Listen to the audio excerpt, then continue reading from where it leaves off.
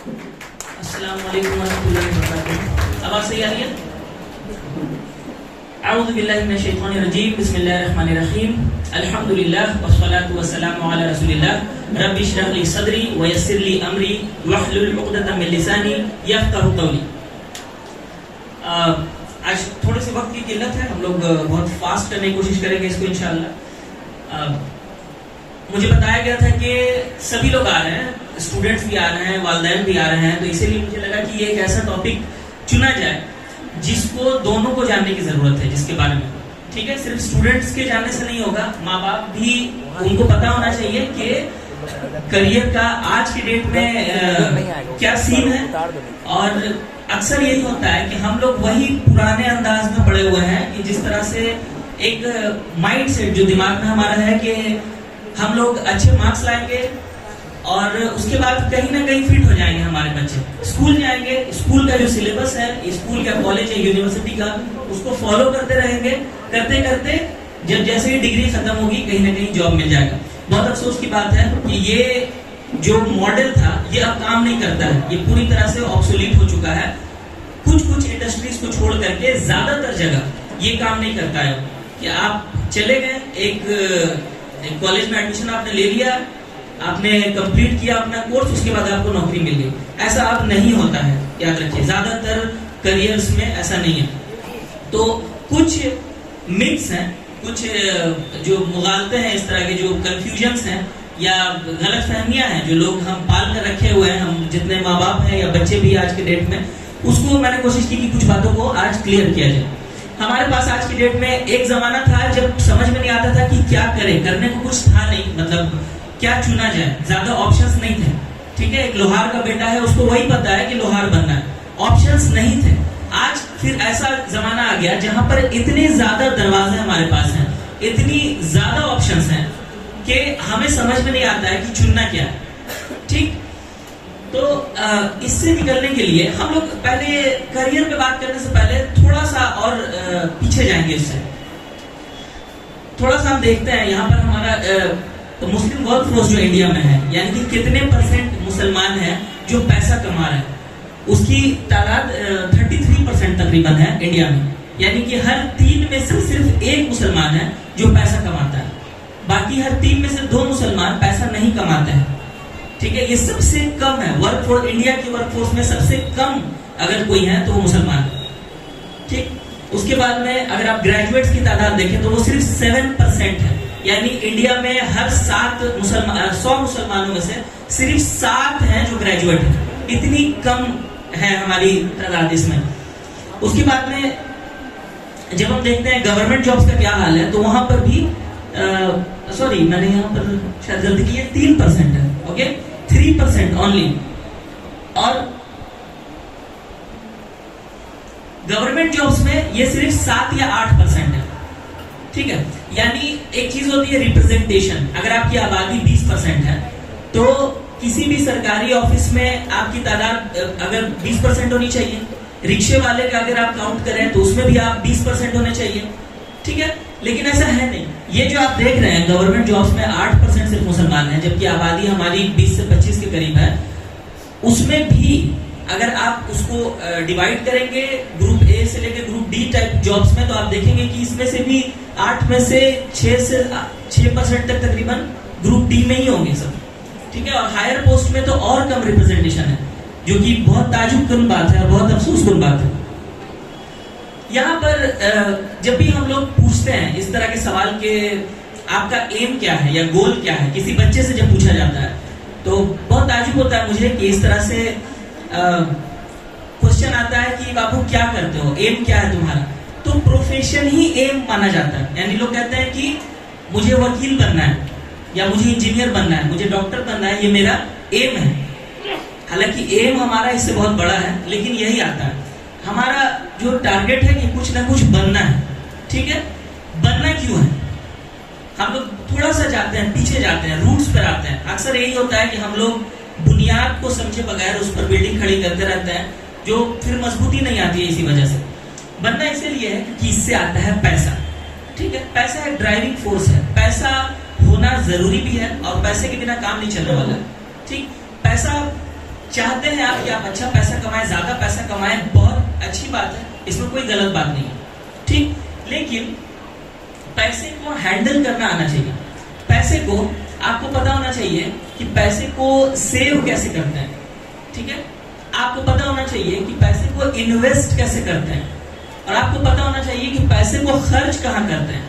ये सारी चीजें जब तक नहीं पता रहेगी, पैसा हो करके भी हमेशा रोते रहेंगे, क्योंकि आपके पास मनी मैनेजमेंट नहीं है। आपको पता नहीं है कि पैसे को कैसे इस्तेमाल करना है, कैसे हैंडल करना है, ठीक है। बहुत अफसोस की बात है कि हमारे एजुकेशन सिस्टम में ये नहीं सिखाया जाता है, जबकि सारी जिंदगी करना यही रहता है, ठीक है। ये बहुत जरूरी है कि इंसान मनी मैनेजमेंट सीखे। हर बच्चे के लिए ये जरूरी है कि इस चीजों को सीखे, ठीक है। ये करिकुलम का पार्ट अगर नहीं है तो हमें समझना चाहिए मुआशरे के तौर पर ये चीजें हो हमारे पास में, ठीक है। पैसा कहाँ से आ रहा है, कौन दे रहा है, ठीक है। इस चीज का ये कि अल्लाह ताला दे रहा है, ये सारी चीजें है ही नहीं है। बस पैसा कमाना है, तो ऐसा कमा के आपका फायदा क्या है, जब फिर वही आप रोते रहते हैं। कैसे, कितनी सारी मिसालें आपको आपके इलाके मोहल्ले मिल जाएंगी। पैसा बहुत कमा रहे हैं, उसके बाद फिर रो रहे हैं, पैसा नहीं है, बहुत परेशानी है, तकलीफ है। वो इसीलिए है कि ये बेसिक चीजें नहीं पता है। पैसा कहाँ, किस तरह सेव करना है, पैसा किस तरह इन्वेस्ट करना है, पैसा किस तरह से खर्च करना है, इसकी तमीज ही नहीं। चलिए देखते हैं कि कुरान पैसे के बारे में क्या कहता है। पहले हम लोग पैसे के बारे में कुछ बेसिक चीजें समझ लेते हैं, फिर हम लोग करियर की तरफ जाएंगे। हालांकि थोड़ा सा फास्ट मुझे करना होगा, इसको मैं जल्दी से स्किप करना चाहूंगा।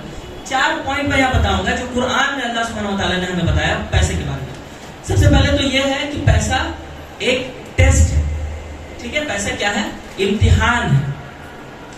किस तरह, जिस तरह अल्लाह सुब्हानहू व तआला ने फरमाया कि फअम्मल इंसानु इज़ा मब्तलाहु रब्बुहु फअकरमहु व नअमहु फयक़ूलु रब्बी अकरमन, कि अगर अल्लाह सुब्हानहू व तआला फरमाता है कि अगर इंसान को मिल जाता है, अल्लाह ताला उस पर करम कर देता है, तो उसके बाद क्या होता है, इंसान कहता है कि अल्लाह ने मुझ पर, मेरे रब ने मुझ पर करम किया, यानी कि मेरा रब मुझसे राजी है, मेरा रब मुझसे खुश है।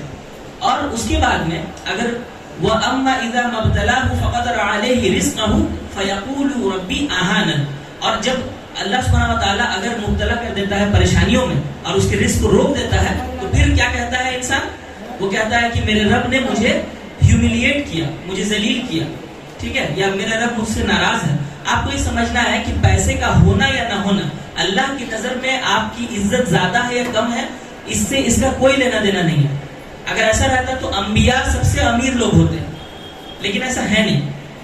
सबसे ज्यादा इज्जत जो है अल्लाह की नजर में किस चीज की सबसे ज्यादा अहमियत है, वो चीज है तकवा।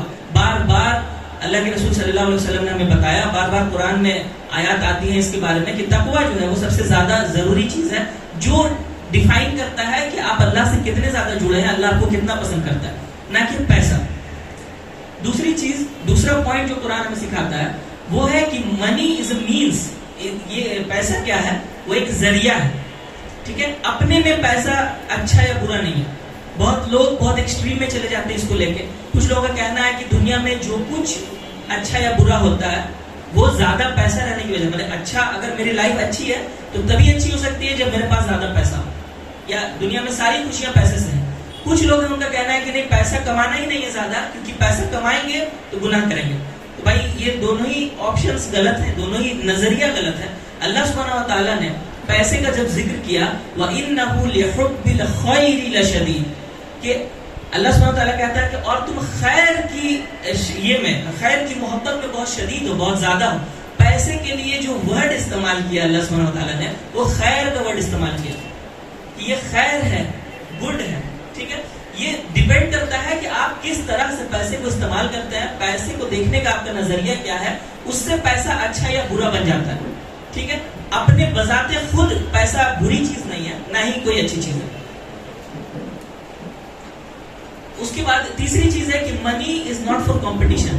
पैसा एक ऐसी चीज नहीं है जिसमें कंपटीशन किया जाए, बल्कि कंपटीशन करने की जो चीजें वो नेकियां हैं। सहाबा का तरीका है कि बगैर जलन वाली जो कंपटीशन है वो एक दूसरे से करते थे, किस लिए, नेकी में करते थे। हमें बहुत मशहूर ये वाकयात हमें पता है, हजरत अबू बकर सिद्दीक और हजरत उमर का कंपटीशन जो होता था इस चीज में। पैसा कोई कंपटीशन की चीज नहीं है। अक्सर ये होता है, बहुत लोगों में देखा जाता है कि किसी चीज की कमी नहीं है, सब खा पी रहे हैं अच्छे से, तब भी ये है कि काश मैं और कमाता या काश मेरा बेटा और कमाता। क्यों? क्योंकि खानदान में हम सबसे ज्यादा पैसा कमाने वाले फैमिली बन जाते हैं। ठीक है, ऐसा माइंडसेट है लोगों का, सब कुछ हो के भी खुशी नहीं है। ठीक, तो पैसा कंपटीशन के लिए नहीं है। अल्लाह सुब्हानहू व तआला फरमाता है अल्हाकुमुत तकासुर हत्ता ज़ुरतुमुल मक़ाबिर, कि तुम जो है पैसे की कसरत में तुम्हें बर्बाद कर दिया। जो चीज है कि और चाहना है तुमको दुनिया को, ये चीज कब्र तक लेके जाती है, कब्र तक ये चीज रहती है। तो यहाँ पर बताया जा रहा है कि इसका कोई खात्मा नहीं है। अल्लाह के रसूल सल्लल्लाहु अलैहि वसल्लम ने फरमाया कि अगर इंसान को एक सोने का पहाड़ दे दिया जाए, उहुद के पहाड़ पर अगर सोना दे दिया जाए, तो ऐसे दूसरे पहाड़ की ख्वाहिश करेगा। तो ये कभी खत्म नहीं होने वाला है, इसमें कभी कॉम्पीट किया ही नहीं जा सकता। नामुमकिन है कि आप सेटिस्फाई हो जाए पैसे में कंपटीशन करके। चौथी चीज है कि पैसा टेम्पोररी है। पैसा आज आपके पास है, कल आपके पास नहीं हो सकता है। कोई इसकी गारंटी नहीं देता है कि पैसा आपके पास रहेगा। ठीक, जैसे कि कुरान में अल्लाह सुब्हानहू व तआला कहता है कि ज़ालिका मताउल हयातुद दुनिया, कि ये जो दुनिया है क्या है, ये टेम्पोररी चीज है। पोजीशन जो है, वर्ल्डली पोजीशन जो है, ये टेम्पोररी है। आज आपके पास है, कल नहीं भी हो सकता आपके पास पैसा। तो इसके लिए एकदम इसके पीछे भागना नहीं है। एक अगर एलोगोरी दी जाए, एक एग्जांपल दी जाए आपको समझने के लिए कि पैसा कैसे रहना है, पैसे को लेकर आपका क्या एटीट्यूड होना चाहिए, तो उसको समझने के लिए मुझे लगता है सबसे बेहतरीन एग्जांपल है कि आप इमेजिन कीजिए कि एक नाव है जो पानी के ऊपर तैर रही है। तो पानी जो है वो दुनिया है और नाव जो है वो आप है। तो आप तैर रहे हैं, पानी पर नाव तैर रही है, बिना पानी के नाव तैरेगी? नहीं तैरेगी। दुनियावी पोजीशंस अगर आपके पास नहीं रहेंगे, अल्लाह के रसूल ने मना किया, मोहताजी से बचने को कहा है। ठीक है, अल्लाह के रसूल ने फरमाया कि जो देने वाला हाथ है, ऊपर वाला हाथ है, वो नीचे वाले हाथ से बेहतर है। तो ये सारी चीजें हमारे लिए क्लियर है। लेकिन तो पानी के बिना नाव नहीं चलेगी। लेकिन अगर नाव पानी के अंदर चली जाए तो डूब जाएगी। दुनिया जरूरी है, लेकिन दुनिया के ऊपर रखना है खुद को। दुनिया में गर्क नहीं हो जाना। जहां गर्क हो जाएंगे तो फिर बर्बाद हो जाएंगे। उसके बाद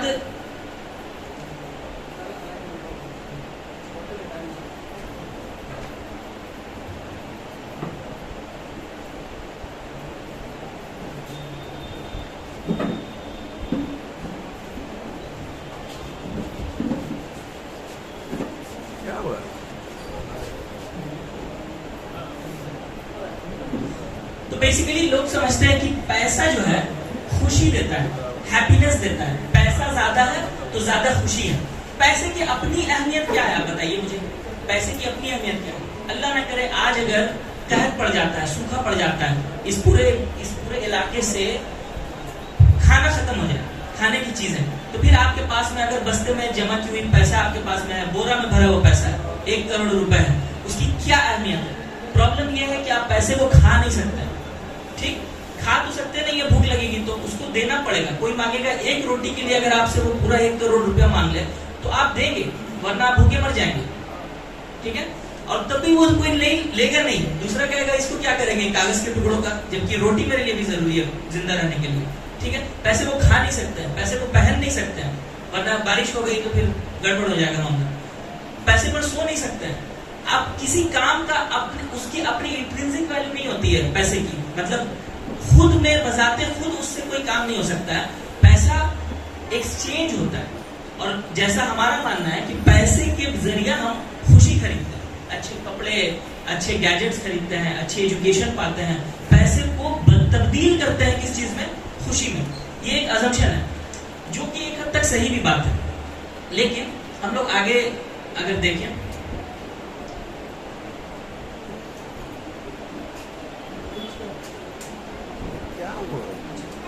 हम लोग एक स्टडी के बारे में बात करेंगे, तुमको हम बता दें। एक स्टडी के बारे में हम लोग बात करते हैं, ग्रैंड स्टडी। ये बहुत ही जबरदस्त स्टडी है हार्वर्ड मेडिकल स्कूल की।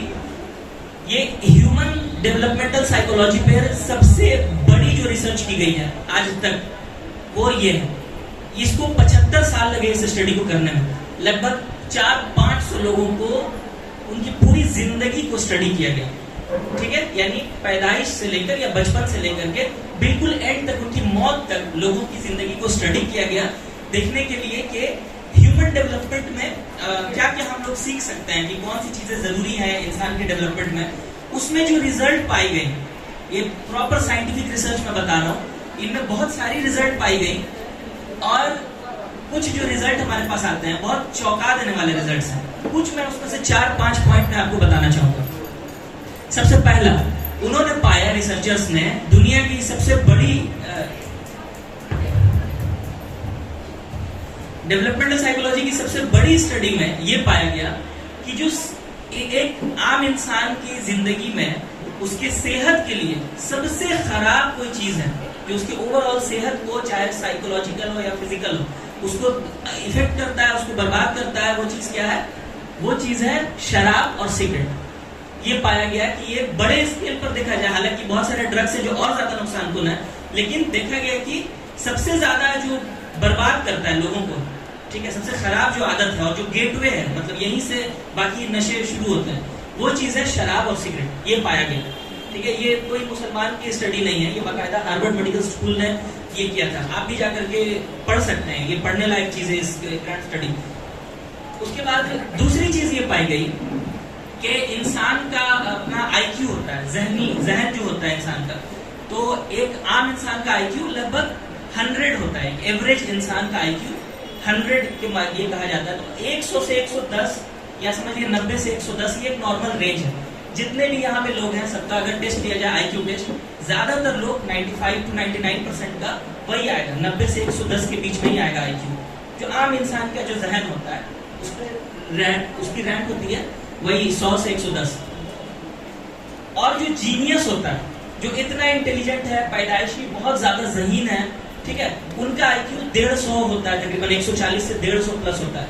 मैं आज तक कभी किसी से नहीं मिला जिसका आईक्यू 150 हो, ठीक है। ऐसे हम लोग बात करते हैं कि फला शख्स बहुत ज़हीन है, लेकिन सबका आईक्यू वही रहता है, 100, 110, 120 तक ही रहता है, ठीक है। 150 वाले बहुत रेयर।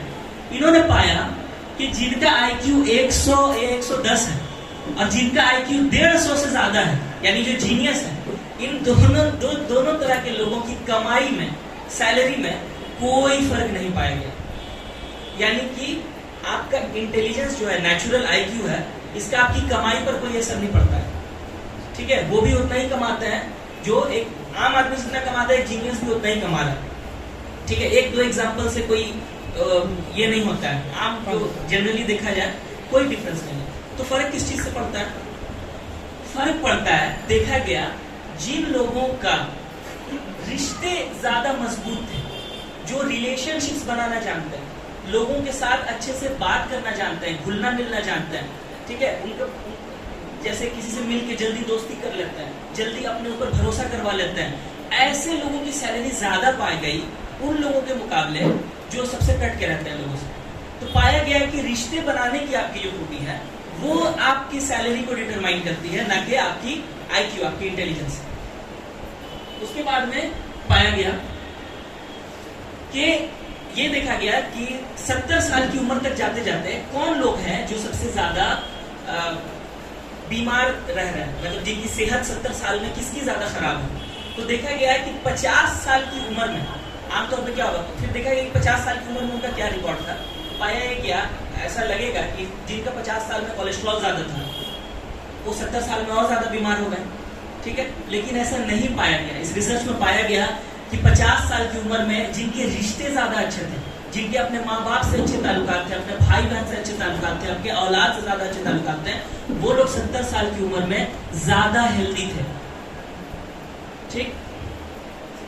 और उसके बाद ये भी पाया गया कि बच्चों का, जिन बच्चों का अच्छा ताल्लुक बचपन में अपने माँ बाप के साथ रहा है, यहाँ तक कि 70-75 साल होने के बावजूद भी इस चीज का असर दिखा है, ठीक है। बचपन में जो ताल्लुकात, जिनके अच्छे रिश्ते थे, ये पूरी स्टडी जो हुई, इस पर 3 मोटी किताबें, जो इनका जो डायरेक्टर थे, हेड ऑफ द रिसर्च थे, इन्होंने इतनी मोटी 3 किताबें लिखी।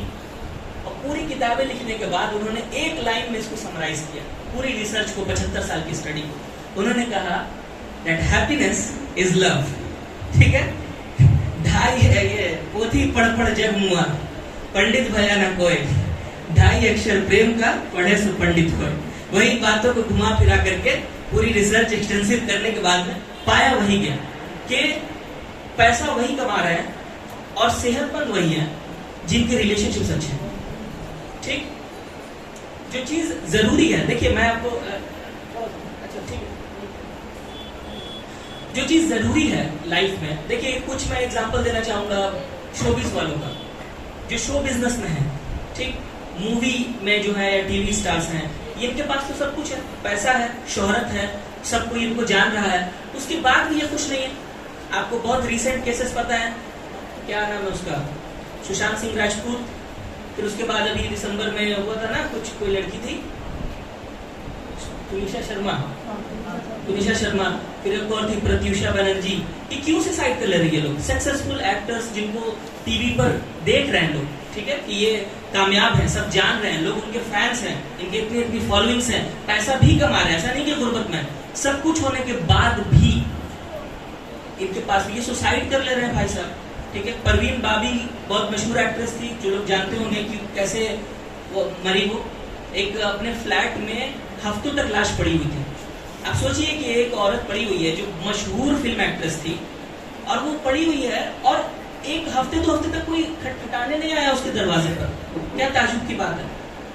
ठीक, अभी मैं एक इंटरव्यू देख रहा था, फिल्म इंडस्ट्री की बात जब हुई है तो मैं बता दूं, फिल्म इंडस्ट्री में एक पैरेलल फिल्म इंडस्ट्री चली थी सन 1990 से 2000 के बीच में, सन 2010 से पहले तक में बहुत जबरदस्त वो उनका सक्सेस था। वो बी ग्रेड मूवीज का एक दौर आया था, जहाँ पर जो रिक्शे वाले, ऑटो वाले ये जो होते हैं, या गांव की जो पब्लिक होती है, वो इतनी ज्यादा देखती थी बी ग्रेड मूवीज कि ये जितनी पैसा कमाती थी, सुभाष घई की फिल्में पिट जाती थी और इनकी फिल्में चली जाती थी। बहुत ज्यादा ये लोग पैसा कमाते थे, बेतहाशा पैसा इन्होंने कमाया बी ग्रेड मूवीज से। इनका जो लेजेंड है उसका नाम है कांति शाह, सभी जानते होंगे उनका नाम। कांति शाह ने बहुत सारे फिल्म स्टार्स को भी लिया, बी ग्रेड को भी बहुत सारे, उसके जो मीम कल्चर में वो जानते होंगे, वो मिथुन वाली जो है गुंडा, लेजेंडरी मूवी है, सब उसी की बनाई हुई है। तो ये बहुत सस्ते में मूवीज बनाता था और बहुत पैसा इसने कमाया, बेतहाशा पैसा इसने कमाया। मैं इंटरव्यू सुन रहा था, कांति शाह कहता है कि आज के डेट में मुझसे खराब जिंदगी किसी की नहीं है। मेरे पास बहुत पैसा है, मैं रोज शाम को जाता हूँ बार में शराब पीने, वहां पर मैं 1000 रुपए देता हूँ किसी को पर डे, ताकि वो मुझसे बात करें बैठ कर। ठीक है, ये सिचुएशन। तो ये यहां तक हम लोग कैसे आ गए? ठीक, क्योंकि बैलेंस नहीं है हमारी जिंदगी में। बैलेंस जरूरी है, पैसा तो जरूरी है ही। अक्सर जब इस बारे में बात होती है तो लोगों का एटीट्यूड ये रहता है कि अच्छा ये बात कर रहा है ऑल और नथिंग, या तो पैसा बिल्कुल रहे, बहुत ज्यादा कमाइए, या तो बिल्कुल मत कमाइए। लेकिन ऐसा नहीं है, बैलेंस होना चाहिए। कुछ कुछ जिंदगी के सारे पहलू को आपको बैलेंस करना है। आपके पास में आपका हेल्थ है, आपकी सेहत है, उसके बाद में आपका रिलेशनशिप्स है, रिश्ते आपके हैं, उसके बाद में आपका करियर है, और उसके बाद में आपका दीन है। ऑफ कोर्स ये सारी चीजें ही दीन का हिस्सा है, लेकिन यहाँ पर मैं स्पिरिचुअलिटी की बात कर रहा हूँ, आपकी जो रूहानी सफर है आपकी जिंदगी का, वो चीज है। इनका एक बैलेंस होना चाहिए।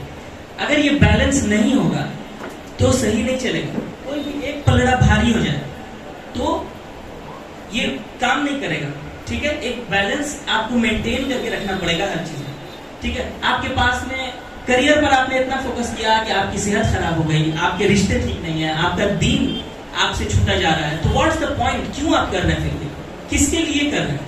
या आप दीन में कोई इतना, मतलब अपनी स्पिरिचुअल जर्नी में इतना डूब गया कि वो हुकूकुल इबाद को नहीं समझ रहा है, वो दीन को पूरी तरह से समझ ही नहीं रहा। दरअसल करियर ये नहीं कर रहा है, बीवी बच्चों को छोड़ दे रहा है, रिलेशनशिप सही नहीं है, सेहत पर ध्यान नहीं है। ऐसा क्यों करना है? जिंदगी जीना है अगर, तो बैलेंस के साथ जीना है। यही चीज है, यही सीक्रेट है इसका। ठीक है, तो अब ये चीज बातें समझ में आ गई, ये क्लियर हो गया हमारे पास में कि पैसे का क्या पर्सपेक्टिव है। अब हम लोग कुछ करियर की बातें बहुत फास्ट में हम लोग करेंगे। 10 प्रिंसिपल मैं यहाँ पे बताना चाहूंगा। याद रखिए कि ये हर इंडस्ट्री के लिए एप्लीकेबल नहीं है। जैसे गवर्नमेंट जॉब्स का सिस्टम आज भी बड़ा सिंपल है। एक किताब खरीद लीजिए या 2, 4, 5 किताबें खरीद लीजिए, उनको तब तक पढ़ते रहिए जब तक आपका जॉब निकलना जाए, चाहे 1 साल या 10 साल। तो बड़ा सिंपल सा स्टेप है। लेकिन हर इंडस्ट्री ऐसी नहीं है। मेडिकल इंडस्ट्री में आज भी है, बहुत सारे मेडिकल जो जॉब्स हैं उनमें भी वही है, एक कोर्स कीजिए उसके बाद आपको नौकरी मिल जाएगी, नहीं मिली तो फिर नहीं मिली, लेकिन मिल जाएगी बस डिग्री ये के बाद। लेकिन ज्यादातर केसेस में ऐसा नहीं होता है। जो इंजीनियर्स हैं या जो आजकल नए बिजनेसेस करना चाहते हैं, वहां पर आप अगर करियर बनाना चाहते हैं तो कुछ नया तरीका आपको अपनाना पड़ेगा। जो पुराने तरीके हैं कि डिग्री लेकर के आपको कहीं नौकरी मिल जाएगी, ये अब आउटडेटेड हो रहा है, बड़ी तेजी के साथ आउटडेटेड हो रहा है। लास्ट समझ लीजिए कि लास्ट 4-5 साल में जितने चेंजेस आए हैं, उससे पहले के 10-15 साल में उतनी तेजी में चेंजेस नहीं आए थे। तो आपको समझना पड़ेगा कि क्या चेंजेस अभी है, अभी क्या सीखने की जरूरत है। पहली चीज मैं आपको बता दे रहा हूं, हार्ड वर्क से बच नहीं सकता है, ये एकदम इनएविटेबल है। कब आप बच सकते हैं? हार्ड वर्क से बचने का एक ही तरीका है, वो ये है कि आपको अल्लाह सुब्हानहू व तआला ने बनाया है इस लायक कि आप महीने का 1-1.5 लाख रुपया कमा सकते हैं। तब भी आप कहते हैं कि मुझे कमाना ही नहीं है, मैं काबिल हूं लेकिन मैं नहीं कमाऊंगा, मुझे 15,000 ही चाहिए। वो सूरत में आपको हार्डवर्क नहीं करना पड़ेगा। लेकिन अगर आप उस लेवल पर पहुंचना चाहते हैं जो अल्लाह सुब्हानहू व तआला ने आपको दिया है, जो आप डिजर्व करते हैं अल्लाह सुब्हानहू व तआला की रहमत से, अगर वो पहुंचना चाहते हैं फिर आपको मेहनत करनी पड़ेगी। इसका कोई सॉल्यूशन नहीं है। बहुत सारी बातें होती हैं, हर साल हर जनरेशन में कुछ नया आता है। लोग आके बोलेंगे ये एजुकेशन को जो है रिवोल्यूशनाइज कर देगा, बदल देगा और ये कर देगा। कुछ होता है नहीं, अल्टीमेटली यही काम आता है। ठीक है, तो इसका कोई सॉल्यूशन आज तक नहीं निकाल पाए इंसान। बहुत तरक्की कर ली इंसानों ने, हार्डवर्क का कोई सॉल्यूशन निकाल नहीं पाया। ये बिल्कुल आपकी जिंदगी का हिस्सा है जो कहीं जाने वाला नहीं है। ठीक है, जन्नत में जाना है, दुनिया और आखिरत में कामयाब होना है, तो यही एक सॉल्यूशन है आपके पास में, और कोई इसका सॉल्यूशन नहीं है। तो बिल्कुल किसी तरह के शॉर्टकट और हैक्स में मत फंसिए। दूसरी चीज वो जानने का है कि आपका टैलेंट मैटर नहीं करता है। जैसा मैंने पहले भी बताया कि जो बहुत जीनियस है वो ज्यादा पैसा कमा रहा है, ऐसा नहीं है। एक आदमी जो बहुत इंटेलिजेंट है वो किसी चीज को 2 दिन में सीखता है। आप उतने इंटेलिजेंट नहीं है तो आप उस चीज को 10 दिन में सीखेंगे, तो क्या हो गया?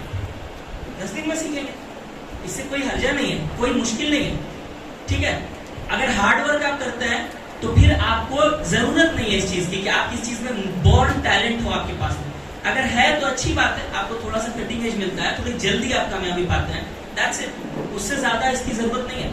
आपको जो चीज की जरूरत है वो है हार्ड वर्क। ठीक, उसके बाद अगली चीज ये कि डिग्री आपकी मैटर नहीं करती है। अब इसको गलत सेंस में मत लीजिए कि मुझे डिग्री लेनी ही नहीं है। डिग्री मैटर नहीं करती है कहने का मतलब है, अक्सर होता है कि लोग कोई करियर गाइडेंस तो है नहीं, शुरू कर रहे हैं पढ़ाई, अब कुछ भी करके जो मिला, मतलब पढ़ने का मन नहीं है लेकिन गलती से मार्क्स अच्छे आ गए तो अब साइंस ही लेना है। ठीक है, अब 11 में साइंस लेना ही है, मजबूरी है, मतलब क्योंकि अच्छे मार्क्स आ गए हैं, जबकि पता है कि मुझे नहीं कर पाऊंगा, आर्ट्स कॉमर्स मुझसे ज्यादा अच्छा होगा। ऐसा करते हैं अक्सर लोग, इस तरह कर करके गलत डिग्रीज ले लेते हैं, बोलते हैं कि अब तो मैं जिंदगी भर के लिए ट्रैप हो गया। ऐसा कुछ नहीं है आज के डेट में। ठीक है, अच्छी पोर्टफोलियो, अच्छा एक्सपीरियंस चाहिए होता है, ना कि डिग्री। डिग्री की जो अहमियत है धीरे धीरे कम हो रही है। इसका ये मतलब बिल्कुल नहीं है कि आप डिग्री ना लें। बहुत लोग इस तरह बोलते हैं कि देखिए हमारे पास तो एग्जांपल्स हैं, बिल गेट्स और जकरबर्ग है जिन्होंने ड्रॉप आउट थे वो लोग, तो हम भी ड्रॉप आउट हो जाएंगे। मैं कहता हूँ ठीक है, ऐसे लोगों को मेरा यही जवाब रहता है कि भाई वो हार्वर्ड के ड्रॉप आउट है, तुम हार्वर्ड में एडमिशन ले लो, उसके बाद ड्रॉप आउट हो जाओ, मुझे कोई शिकायत नहीं। पहले आपको वैसा होना पड़ेगा। आप यहाँ मुगली कौशल से आगे नहीं बढ़ पा रहे हैं, फिर आप ड्रॉप आउट की बात कर रहे हैं, ऐसे थोड़ी होता है। आप उस लेवल पे जाइए जहां पर आप ड्रॉप आउट कर पाए, आप हार्वर्ड तक जाइए पहले, ये चीज है। उसके बाद में चौथी चीज है कि जब डिग्री मैटर नहीं करता है तो क्या मैटर करता है? आपका मार्क्स और आपका कॉलेज बहुत ज्यादा मैटर करता है, याद रखिए। मैं बताना चाहूंगा स्टूडेंट्स को, पेरेंट्स को कि इस बात को बहुत अपने दिमाग में ढुका लीजिए, मार्क्स मैटर करता है आज के डेट में भी। ठीक है, क्योंकि अच्छे मार्क्स आपको अच्छे कॉलेज दिलवाते हैं, और अच्छा कॉलेज आपको दिलवाता है एक्सपोजर। आपका जो आगे आएगा कि आपके जो कॉन्टैक्ट्स हैं, आप किनको जानते हैं, आपका जो एक कैनवस है कि आप क्या क्या हो सकता है दुनिया में, करने को क्या क्या है, कि पता कैसे चलता है जब आप अच्छे कॉलेजेस में जाते हैं। मैं बार बार कहता हूँ, इस पर मैं बहुत ज्यादा जोर देता हूँ कि अच्छे कॉलेजेस में जाइए। ठीक है, अच्छा कॉलेज आपका दिमाग खोलता है। यहाँ पर आप जा रहे हैं कॉलेज में, जा भी नहीं रहे, बस आपको एग्जाम देने जाना है, आपने सीखा क्या? ठीक है, आप जब जाते हैं कॉलेजेस में, अच्छे कॉलेजेस में, इंडिया के टॉप कॉलेजेस में जाते हैं, और कुछ भी अगर आप कोई बीए कर रहा है प्लेन, वो भी कोशिश करे जाने का, ये अलीगढ़ है, जामिया है, जेएनयू है, या जो भी टॉप के कॉलेजेस हैं, वहां जब आप जाते हैं, वहां पे लोगों से मिलते हैं, तो आपको समझ में आता है कि बहुत कुछ करने को, जानने को है जो मुझे पता ही नहीं था। जो आप ये केरुलिया तिलनीपाड़ा से अगर आगे नहीं पढ़ेंगे तो कैसे हो सकता है कि आपका वो उतना ब्रॉड माइंडसेट हो पाए? आपको समझ ही नहीं रहेगी कि क्या किया जा सकता है और क्या नहीं। ठीक है, तो मार्क्स मैटर करता है, कॉलेज मैटर करता है। आज के डेट में भी इसका कोई और ये नहीं है। कोई भी आपको बताए, कितना भी बोल दे कि मार्क्स मैटर नहीं करता, उसकी बात मत सुनिए। ठीक है, कहने का मतलब ये था कि डिग्री गलत हो सकती है और आपको फिर मौका मिल जाएगा। आप जो करना चाहते हैं घूम फिर के आप उस पर आ सकते हैं, देर सवेर ही सही, लेकिन जो कर रहे हैं उसमें अच्छे मार्क्स आपके लिए जरूरी है और अच्छा कॉलेज जरूरी है। अच्छा, उसके बाद में जो वही चीज उसके बाद कि that your contacts bring contracts. आप किनको जानते हैं ये बहुत ज्यादा जरूरी है। जब आप मिलते हैं, अच्छे कॉलेजेस में जाते हैं, तो आपको मिलते हैं अच्छे कॉन्टैक्ट्स। आप जानते हैं ऐसे ऐसे लोगों को जो बड़े स्केल पर काम कर रहे हैं, वैसे लोग यहाँ पर आपको नहीं मिलेंगे। ठीक है, आप जब जाते हैं बड़े कॉलेज में तो आपके आगे पीछे दाएं बाएं हर तरह के लोग हैं जो अच्छे अच्छे पोस्ट पर हैं, अच्छे प्रोफेशंस पर हैं। आपको समझ में आता है, आपका जहन खुलता है कि क्या कैसे करना है मुझे। वही चीज है कि आपका नेटवर्क जो है वही आपका नेटवर्थ है। आपका नेटवर्क समझ में आता है, आप किनको जानते हैं उस चीज से। ठीक है, जो अच्छे पोस्ट पर है उनका कांटेक्ट भी अच्छे लोगों से रहता है। नेटवर्क बनाने की कोशिश करें। नेटवर्क इसी तरह नहीं बनता। नेटवर्क बनाने के लिए आपको कुछ वैल्यू प्रोवाइड करना पड़ता है। देखिए, दुनिया का उसूल ये है, हर चीज एक लेन देन एक्सचेंज है, हर चीज। यहाँ तक कि अल्लाह सुब्हानहू व तआला भी हमसे जो चाहता है, हालांकि अल्लाह को जरूरत नहीं है उस चीज की, लेकिन हमसे चाहता है कि हम अल्लाह की इबादत करें, तो हमें उसके लिए एक इंसेंटिव देता है जन्नत की। ठीक है, इंसान का नेचर ही यही है। ऐसा नहीं है कि आप सेल्फिश हैं, कि आप कुछ बदले में चाहते हैं, लेकिन आपको कुछ चाहिए। ठीक है, कुछ देना है। तो अगर आप किसी को जानते हैं तो आपको भी कुछ देना पड़ेगा। राइट, आपको समझ में आना चाहिए कि आप भी कुछ लायक हैं। सामने वाला आपके साथ वक्त बिता रहा है क्योंकि आपके पास भी उसको देने के लिए कुछ है। अपना स्किल और अपनी अहमियत खुद बढ़ाना पड़ता है, तब आपका लोगों से कांटेक्ट होता है। धीरे धीरे करके स्केल करना पड़ता है। ये बहुत ज्यादा जरूरी है, याद रखिए। उसके बाद में एक चीज जो अभी समझने की जरूरत है कि पहले की तरह आज नहीं है कि सिंगल माइंडेड होकर के लोग जिस तरह पहले रहते थे, एक आदमी को एक ही काम आता है, उसके अलावा कुछ नहीं आता है। आज की डेट में भी वही चीज है, स्पेशलाइजेशन का दौर है। ठीक है, लेकिन आपका स्पेशलाइजेशन एक खास चीज में होना चाहिए। आप कोई एक चीज है जिसमें आप एक्सपर्ट हैं, बाकी चीजें भी आप जानते हैं। मिसाल के तौर पर आप किसी बिजनेस में हैं, ठीक है, या फिर आप मान लीजिए कोई आर्टिस्ट है, या फिर एक फ्रीलांसर है, एक सपोज एक ग्राफिक डिजाइनर है मान लीजिए, तो आपको पता होना चाहिए कि आपका पूरा फुल स्टैक कैसे काम करता है, पूरा फनल कैसे काम करता है। आपका जो क्लाइंट है वो कहाँ से ला रहा है, अपना वो काम कहाँ से ला रहा है, पैसा जो आ रहा है आपकी जेब में कहीं से तो चल के आ रहा है, तो वो पूरी जर्नी आपको पता होनी चाहिए। ये आज के डेट में बहुत रिक्वायर्ड है। आप सोचते हैं कि आप एक ग्राफिक डिजाइनर है, आप एक कि कहाँ से आ रहा है, आपके पॉकेट में जो पैसा आ रहा है वो कहाँ से आ रहा है, ये समझना जरूरी है। हालांकि आपको एक्सपर्ट एक चीज में ही बनना है। ठीक है, हर जगह कूदते रहेंगे अगर हर अलग अलग फील्ड में, तो फिर काम नहीं बनेगा। ठीक है, अच्छा, उसके बाद में तो आपको ये भी जरूरी है कि एक डोमेन चुनना है, और आज के डेट में बहुत जरूरी है कि एक निश चुनना चाहिए। निश होता है जैसे NICHE, निश कहते हैं। एक छोटा सा आपका जो भी आप डोमेन है आपका, उसमें बहुत छोटे मार्केट को आपको पकड़ना पड़ता है। ये बहुत जरूरी है। अक्सर लोग नहीं समझते हैं, नए लड़के जब भी कुछ करना चाहते हैं निश का कॉन्सेप्ट नहीं समझते हैं। इसका मतलब ये होता है कि जैसे मिसाल के तौर पर कोई ग्राफिक डिजाइनर है, ठीक है, तो ग्राफिक डिजाइनर अगर आप कोई पार्टी के लिए, शादी के लिए, इवेंट के लिए अगर आप डिजाइन बनाते हैं तो उसका एक अलग अप्रोच होगा। ठीक है, और अगर कोई किसी स्कूल के लिए, कॉलेज के लिए और इस तरह की बनाता है अगर डिजाइन, तो बिल्कुल डिजाइन का अप्रोच अलग होगा। कामयाब वही हो पाता है ग्राफिक डिजाइनर जो एक निश पकड़ता है कि मुझे एजुकेशन का ग्राफिक डिजाइनर बनना है। ठीक है, मैं सिर्फ एजुकेशनल ग्राफिक्स बनाता हूँ, क्योंकि वो फिर इंडस्ट्री को पूरा समझेगा अच्छे से, इनसाइड आउट। ठीक है, ये चीज जरूरी है। एक हर फन मौला जो है, जनरलिस्ट जिसको कहते हैं, आज के डेट में बहुत ज्यादा कामयाब प्रोफेशनल नहीं बन सकते हैं ऐसे लोग। ठीक है, मैंने जब अपना तकरीर वगैरह देना शुरू किया, लेक्चर्स वगैरह, तो मैं बहुत ज्यादा एक्सपेरिमेंट करता था कि मैं कौन सा टॉपिक चुनना है, क्या चुनना है मुझे। तो ऐसे लोग जो जनरली कुछ भी जो उनको मिल रहा है उस पर तकरीर कर रहे हैं, आपको ज्यादा सब्सटेंस नहीं मिलेगा, ज्यादा उसमें मवाद नहीं मिल पाएगा, क्योंकि एक इंसान के लिए मुमकिन ही नहीं है कि आप हर चीज खंगाल लें। ठीक है, हर चीज में आपकी स्टडी है। मैंने जब बहुत एक्सपेरिमेंट किया, मुझे समझ में आया, मैंने अपना निश पकड़ लिया। ठीक है, मेरा जो निश है वो है इस्लामिक प्रोडक्टिविटी फॉर यूथ।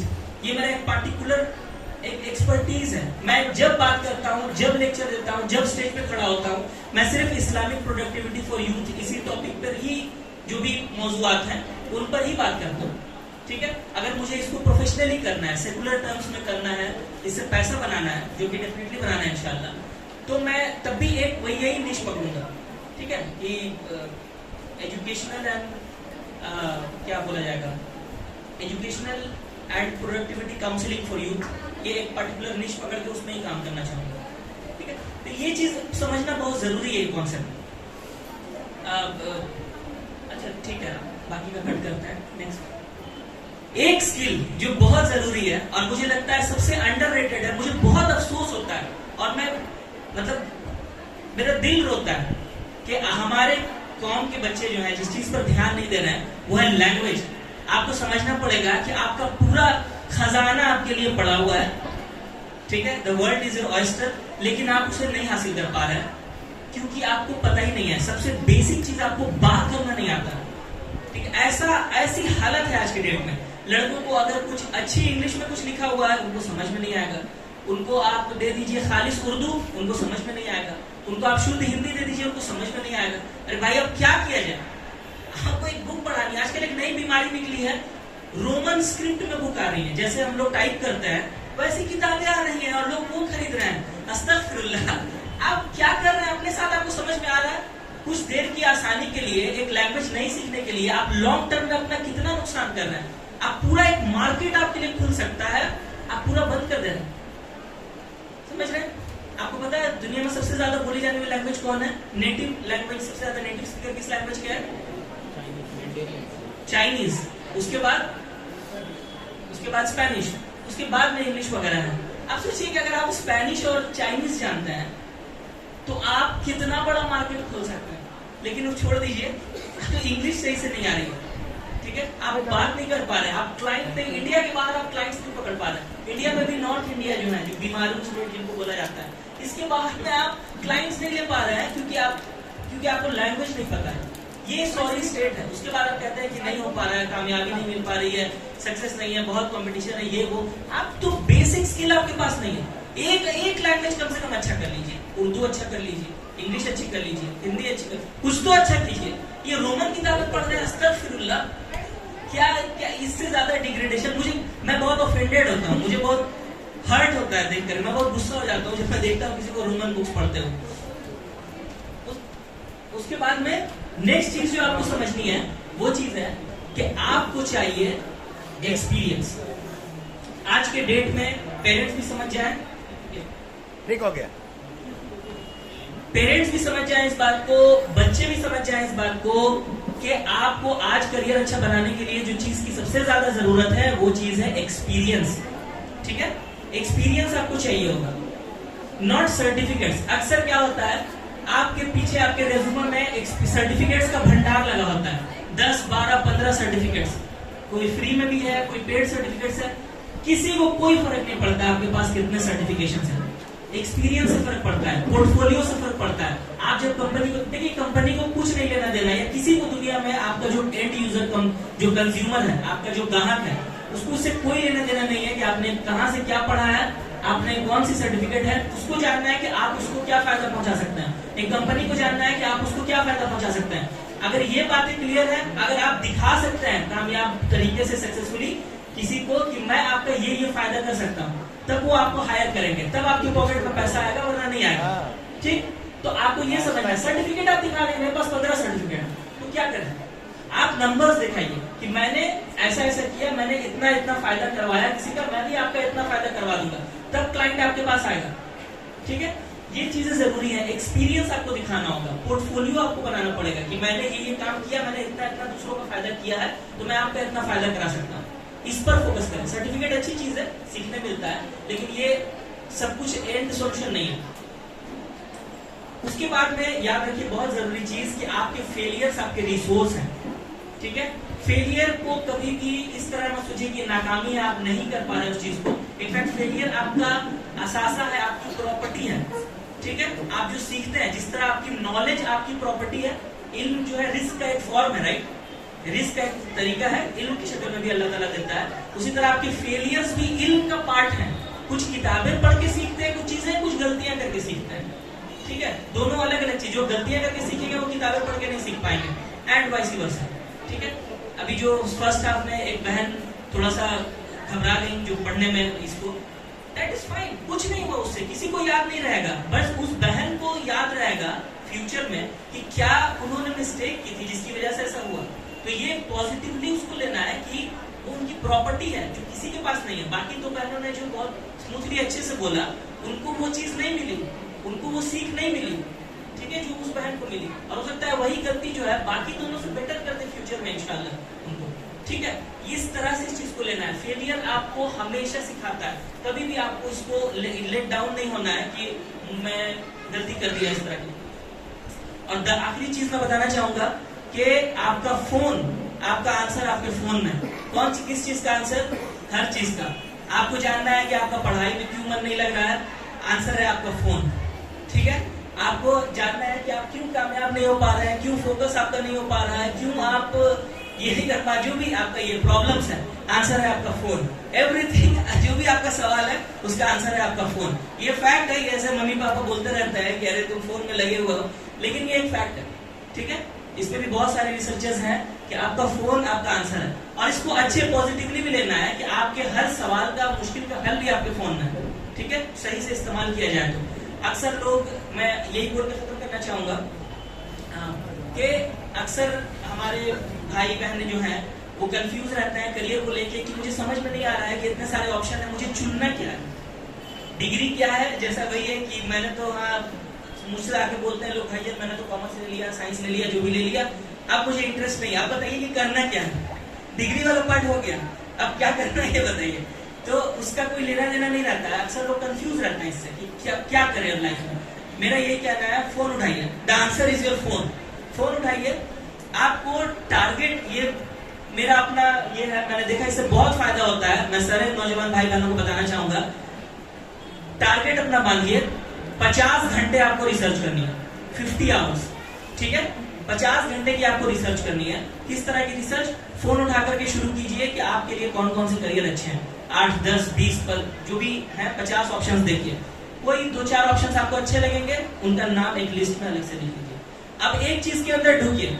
मिसाल के तौर पर आप देख रहे हैं, आपको सॉफ्टवेयर डेवलपर बनना है, वेब डेवलपर बनना है, आपको लगा कि चलो इस पे देखते हैं, रिसर्च कीजिए, अंदर ढूंढिए कि वेब डेवलपमेंट क्या होता है। पता चलेगा अच्छा इसमें भी बैक एंड होता है, फ्रंट एंड होता है, फुल स्टैक होता है। अब पता कीजिए और अंदर ढूंढिए, फुल स्टैक क्या होता है, बैक एंड क्या होता है, ठीक है? और अंदर ढूंढिए कि जो फुल स्टैक डेवलपर है, मीन डेवलपर होता है, मर्न डेवलपर होता है, दोनों में क्या फर्क है। और डीप डाइव कीजिए अपना प्रोफेशन जो आप चुनना चाहते हैं। आप सीख नहीं रहे अभी उस चीज को, सीख नहीं रहे सॉफ्टवेयर डेवलपर, आप बस जान रहे हैं उस मार्केट को समझने के लिए। जब समझ गए मार्केट को, उसके बाद आप जाइए, लड़कों को खोजिए जो भी आपके सीनियर्स हैं, लिंक्डइन पे जाइए, वहां पे जाकर खोजिए लड़कों को जो उस इंडस्ट्री में काम कर रहे हैं, उनको कोल्ड मेलिंग कीजिए, उनको मैसेज कीजिए कि मुझे जानना है आपकी इंडस्ट्री के बारे में, मेरी हेल्प कीजिए। 10 लोगों को, 50 लोगों को आप करेंगे, 5 लोग 4 लोग रिप्लाई करेंगे उसमें से, ठीक है? आपको उनसे बात करके समझ में आया कि नहीं आपके लायक नहीं है, फिर वापस आइए, फिर जो दूसरा ये है इंडस्ट्री है वहां पे डीप डाइव कीजिए। 50 घंटे आप देखिए, घड़ी देखकर लगाइए, अपना फोन लेकर के बैठिए इस चीज में। इंशाअल्लाह मैं गारंटी दे रहा हूँ कि आपको कुछ ना कुछ मिल जाएगा, आपको पता चल जाएगा कि क्या करना है। जो आप 10 साल से परेशान है कि क्या करना है, समझ में नहीं आ रहा है, all it takes is 50 hours. 10 घंटे रोज बैठिए, 5 दिन में आपका मसला हल है। इसी के साथ मैं बात को खत्म करना चाहूंगा। और फाइनली मैं एक ये है जो पेप्सी रूल याद रखिए अपने लाइफ में, डेली आपको ये चीज करना है। आपको रोज नमाज पढ़ना है, कम से कम इतना करना है कि आपको नमाज पढ़ना है पर डे, एक्सरसाइज करना है, थोड़ा हो ज्यादा हो कुछ भी हो।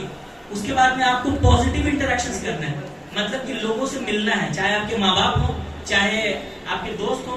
अड्डेबाजी नहीं करनी है, फालतू का टाइम वेस्ट नहीं करना है। 5-10 मिनट 15 मिनट भी लोगों से मिलना है, इंटरेक्ट करना है, ठीक है? बहुत जरूरी हिस्सा आपकी जिंदगी का। लोग तो आजकल तारीफ करते हैं कि मेरा बाबू तो किसी को नहीं जानता है, माँ फख्र से कहती है, तो पढ़ाई में ढुका रहता है। भाई कोई अच्छी बात नहीं है ये। उसके बाद आपको पढ़ाई करनी है, स्टडी करनी है आपके इंडस्ट्री में, और उसके बाद उसको इम्प्लीमेंट करना है, जो आपने सीखा है उसको इस्तेमाल करना है। ये डेली पर डे आप करेंगे इंशाअल्लाह। उसके बाद में सारे आपके प्रॉब्लम सॉल्व हो जाएंगे इंशाल्लाह। ठीक है, इसी के साथ मैं बात खत्म करना चाहूंगा अपनी। जज़ाकुमुल्लाहु खैरन। अस्सलामु अलैकुम व रहमतुल्लाहि व बरकातुहू।